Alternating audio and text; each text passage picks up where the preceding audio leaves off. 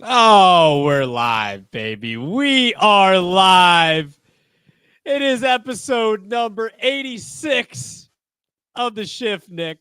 Bit of a shorter episode tonight. I apologize on behalf of myself. I take accountability on the show, Earnshaw. I'm not saying you don't. I'm just putting it out there just to make sure people know. Accountability. Got other job obligations.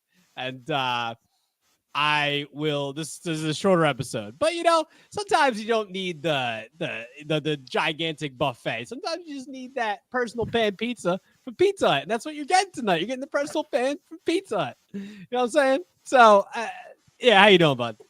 I'm doing good. I'm glad you're taking accountability for once. You didn't take accountability when you wore the Diamondbacks jersey. So today it's a fresh sense of relief for me that you finally took accountability for something. I'll give you credit. Thank you. And speaking of jerseys, we might as well make the announcement now. We will be going to Fenway Park, where I will be wearing my Pedro Martinez Red Sox All-Star Game 1999 jersey. Got to blend in a little bit. Got to blend in. So I'm excited to do that. But more importantly, though, Nick, in all honesty, I'm super excited. We're going to get to do another live broadcast from another ballpark. This one, even more historical than Camden Yards like last year. Even more historical. We will be at Fenway June 11th and June 12th for the Rays, and the Red Sox will be there for the game on the 11th. We'll be hanging out in Boston those 2 days. I'm excited, man. Yeah, I'm looking forward to it. You actually did. I'll even give you more credit. You actually did a really good job of picking the seats out. That's for sure. Dude, that perhaps. Thank absolutely. you. I appreciate it. I was just gonna say, but like, because you have to do your due diligence when you go to a new stadium. You know that, Nick. So when I'm, especially when things I've heard about Boston, heard about Fenway. So man, but the ones we got I think are great. We're not right. We're right. Obviously, like even if you're a couple rows right off the field behind home plate, that's awesome. Yeah. But I think for us too, because it'll be our first experience at Fenway, for us, our seats are going to be kind of like not second level, but lower level, right behind home plate, but like the second level of the lower level, if that makes sense. So I think it's gonna be a perfect view for us. I'm really excited about it. Yeah. Watch, we're gonna get there and we're gonna be behind one of the poles or something, and you're sitting there. You're sitting there. We're behind the pole. No, I'm just kidding. No, I think it's gonna be a great time. I'm looking forward to it. I've always wanted to go to Fenway. This is a bucket list item for both of us. Obviously, we've wanted to go to Fenway, so that's gonna be really exciting in the month of June. So stay tuned. We'll have some content coming from there. It'll be a lot of fun, man. I'm looking forward to it. Just to go to Fenway. I mean, that's aura. You talk about aura. You talk about having vibes, baseball vibes. I could sit in Fenway. I could sit in any ballpark, honestly, with nobody playing, nobody walking around. No hustle. I could sit in a silent ballpark. Fenway, going there. It's gonna be awesome. It's gonna be awesome. Can't wait. Yeah, and everything, Nick. Before we get our first topic here. Everything that I've heard about Fenway is that you feel the nostalgia, you feel the everything that's so historic about the ballpark as soon as you walk in. So I'm so looking forward because I know I'm going to feel it even when I'm outside the ballpark. Even when we're walking right up to it. So I cannot wait. Well, I'll even throw this out there. This is a new city for us. I've never been to Boston, so even just to see the city, I agreed. Awesome. So yeah, so that's it. So this is kind of maybe I probably have told you this, but.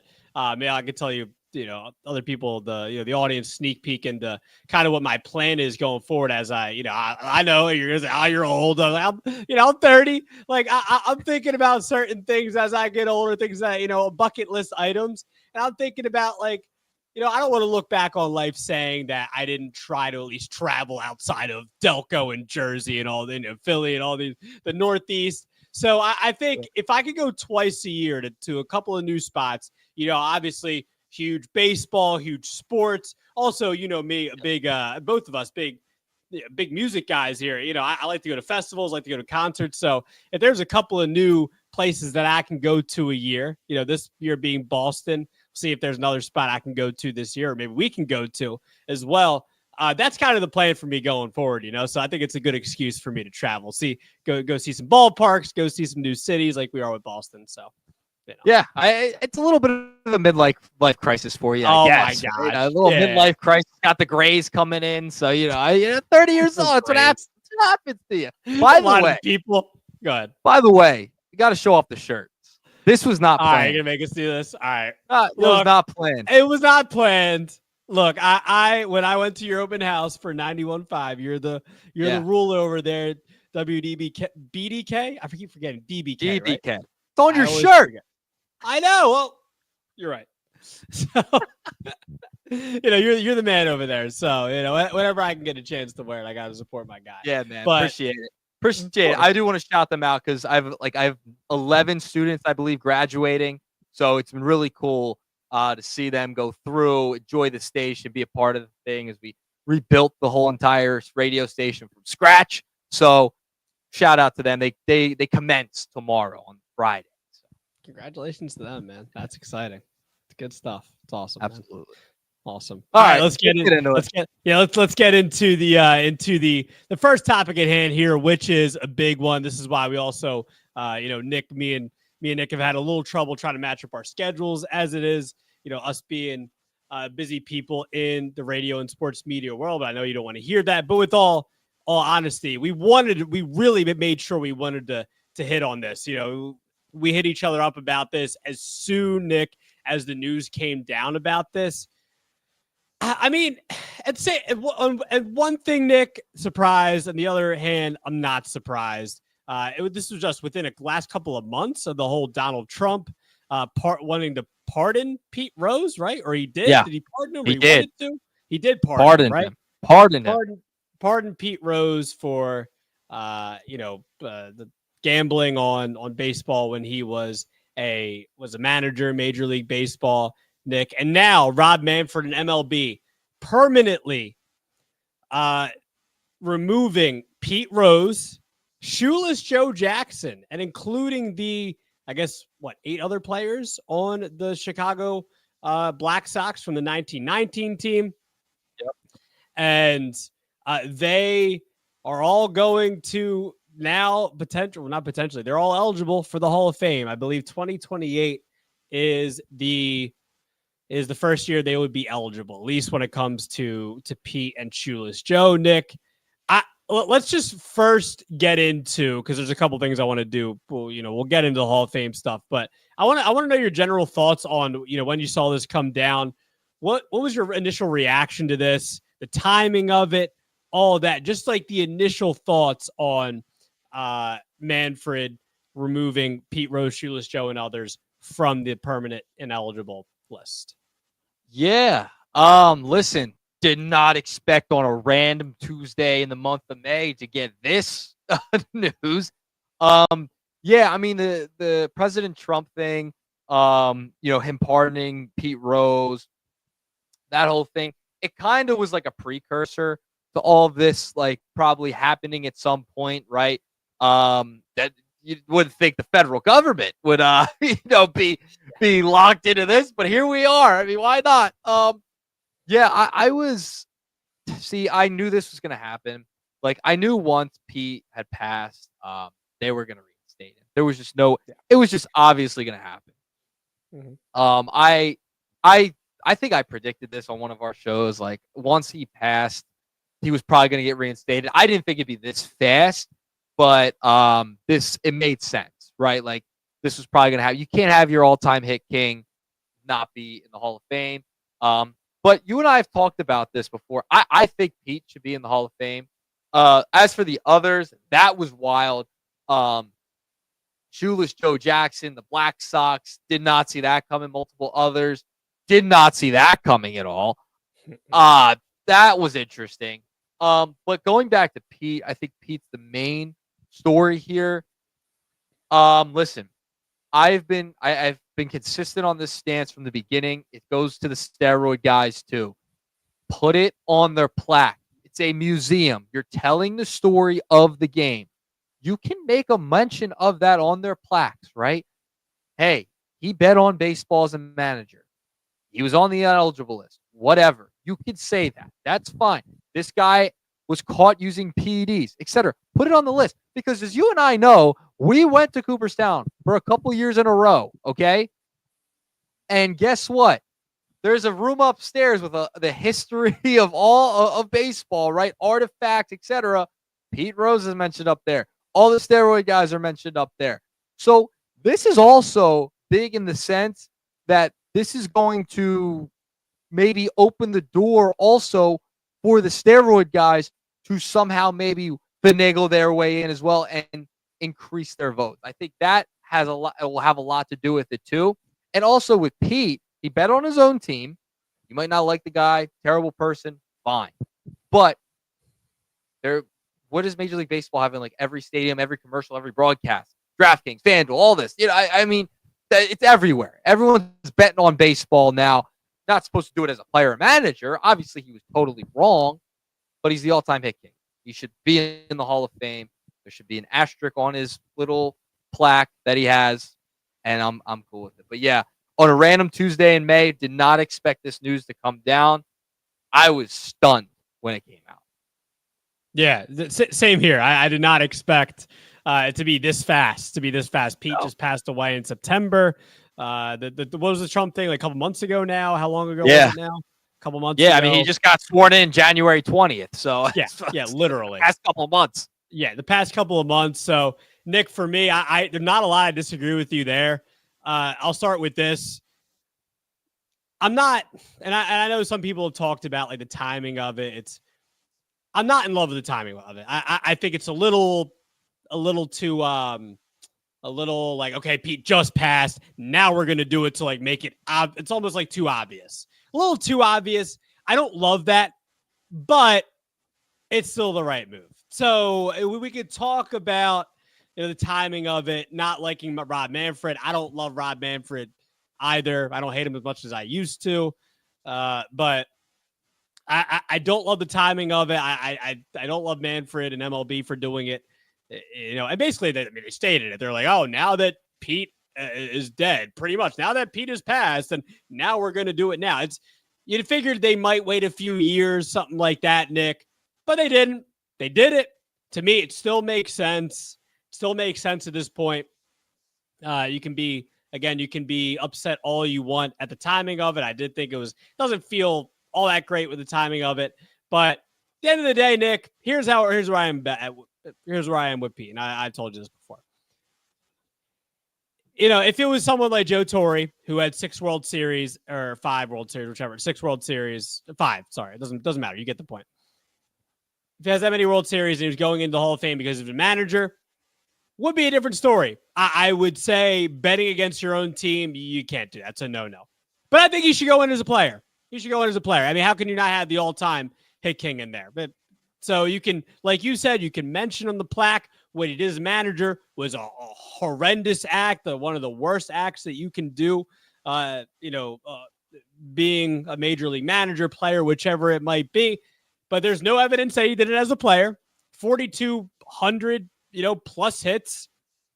And I mean, we've all heard the stats the last 2 days. So it's not like I need to sit here and rattle off. I mean, he's won the most games all time, right? He's like 1,900 wins or something like that. We've all heard the numbers as far as Pete Rose goes. We get it. He should be in the Hall of Fame because he's a player. And that's 100%. That is what it should be. We can do all what about what he did with the teenage girl and stuff like that? There are some horrible. Ty Cobb is linked to. I was just reading a New York Times article that Ty Cobb is how big of a racist he was and a horrible person that he was, and I think he's linked to a potential attempted murder. During his career or something like that. He's in the Hall of Fame. No one really argues that because he was the player that he was. So we're not going. There are some bad individuals in the Hall of Fame. Exactly. There's bad individuals in every profession. Okay, yeah, they can be great at what they're doing. They don't have to. That doesn't mean they're great human beings, right? Like, yeah, 1,000%. He was not a great guy. He made a tremendous mistake betting on baseball, betting on his own team as a manager. All right, mention that in the plaque then. But you can't not have the guy who has the most hits ever, Charlie Hustle. I mean, we know the stats. There's no reason he shouldn't be in the Hall of Fame. You're telling the story, and that's part of his story, okay? Whether you like it whether you agree with it, whether you hate him, whether you love him. It's part of his story and what he brought to the game of baseball, whether it's positive or negative. Too bad. All right? Put it on the plaque. I don't care. You can't have him upstairs and not downstairs in the Hall of Fame. You have him on the third level of the floor. You're talking about him there. What? You got to have him there, downstairs. I'm sorry. Where all the plaques are. You have to. So I feel very strongly about this. I feel very strongly about the steroid guys. They should be in too. They all should be in my opinion. That's just my opinion. Agreed. We're not, it seems like a lot of the voters like to do the whole, they pick who they like and who they don't like. It's like with David Ortiz. You're holier than thou. Yeah, give me a break. Yeah. Agreed. And look, I love the Hall of Fame. I respect the voters to a certain extent, but it's a lot of picking and choosing who we like, who we don't like. If Barry Bonds had David Ortiz's personality, maybe he would be in the Hall of Fame. It's unfortunate that it's like that. It's unfortunate.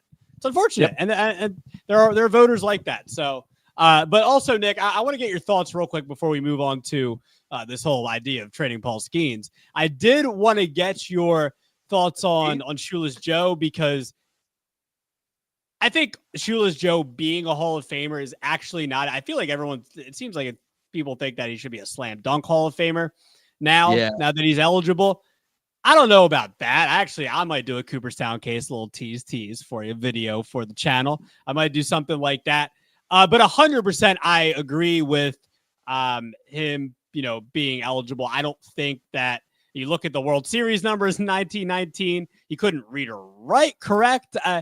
You look at the numbers, I don't think he was trying to throw the World Series. Someone like Shoeless Joe should definitely be off this list. By the other hand, I don't know about those other Black Sox players, dude. I don't know if I agree with that. I understand, they're no longer a threat to the integrity of the game.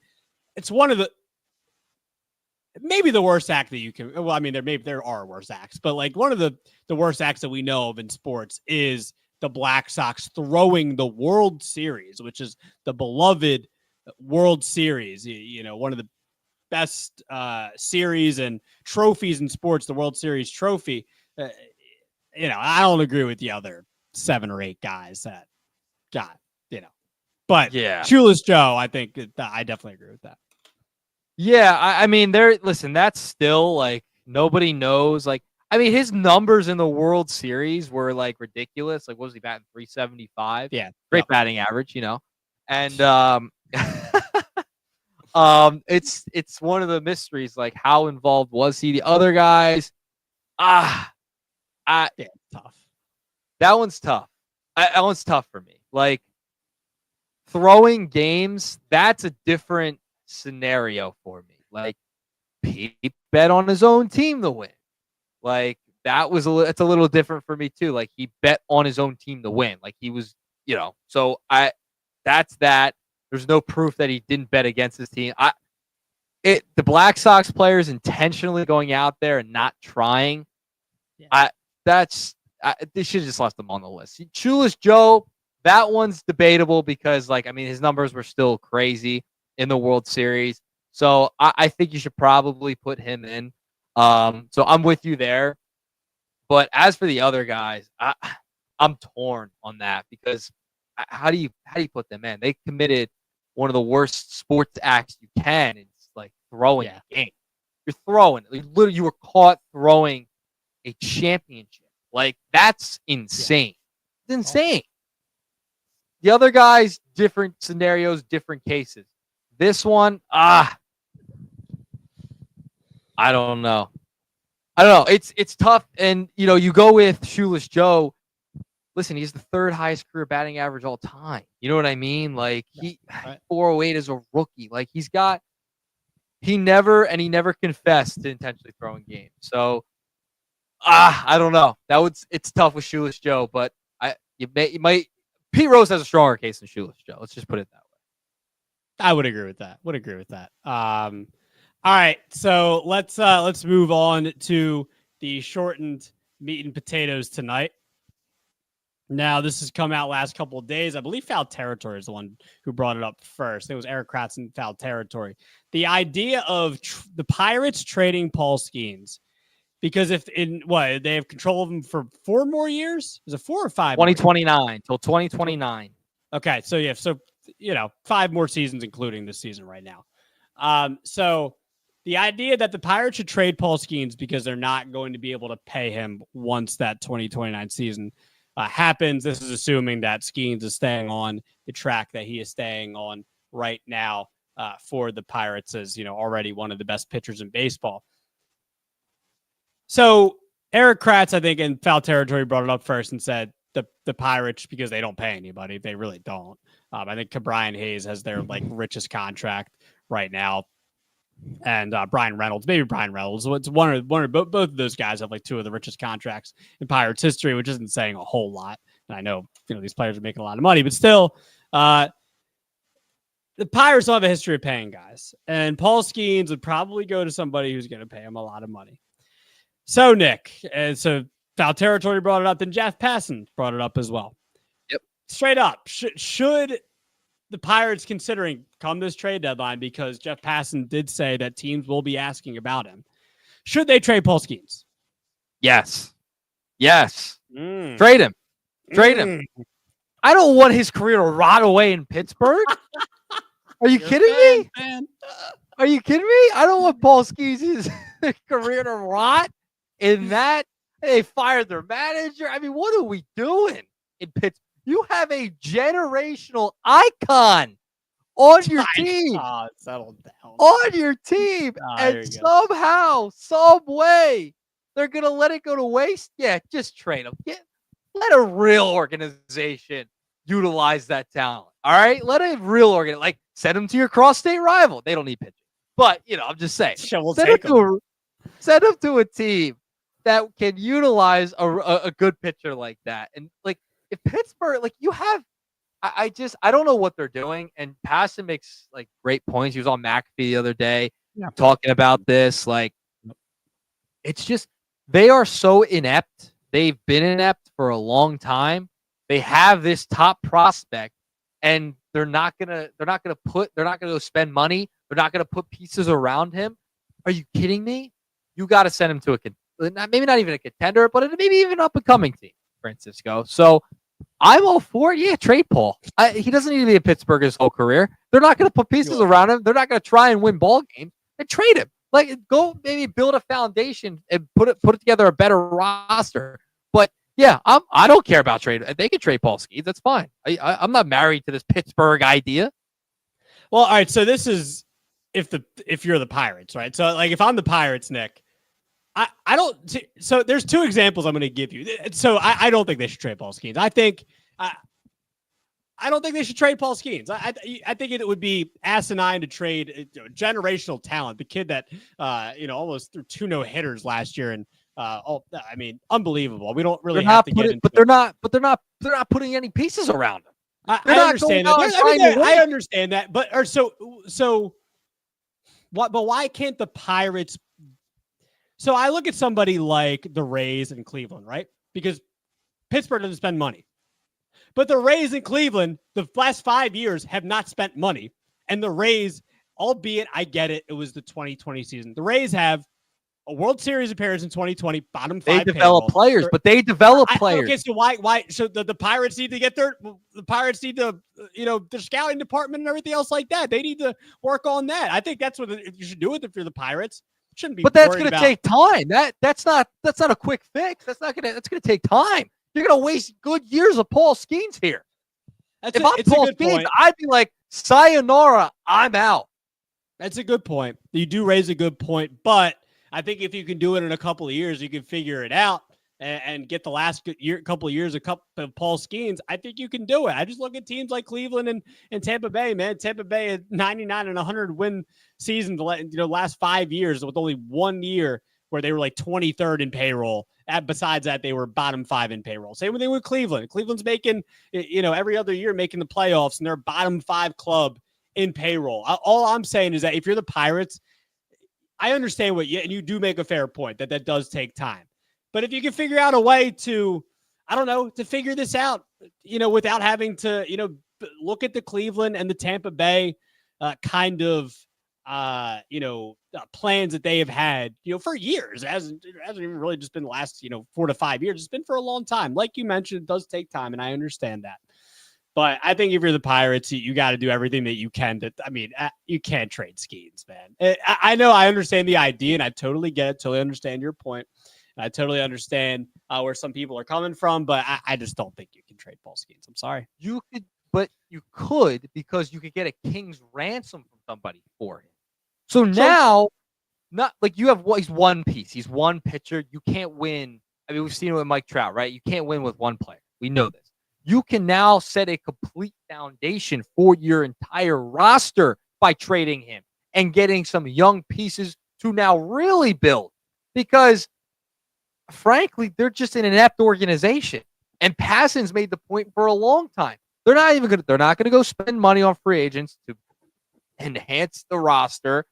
So if you want them to do what you're saying and try and hire better scouts, hire better player development guys, right? That's going to take time.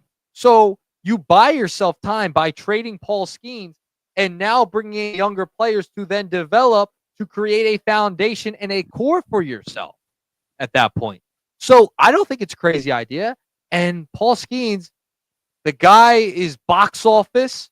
He is going to want to be, if he can go to a better team and win, that'll just be better for his career, be better for off the field, business-wise. If I'm Paul Skenes, I would love to be traded out of Pittsburgh. I mean, he probably does too, to be honest. He probably does. Livy Dunn probably doesn't want to live in Pittsburgh either. Let's be real here. Hey, Livy Dunn doesn't want to live in Pittsburgh. Yeah, have you been to PNC, man? Beautiful ballpark. I have not. That's another bucket list one. I've been there. No, it's beautiful. No, it's gorgeous. Bucket list one. I'm telling you. I know. Hey, we're going to Fenway, all right? It'll get me more excited. Trade me for Paul Skenes.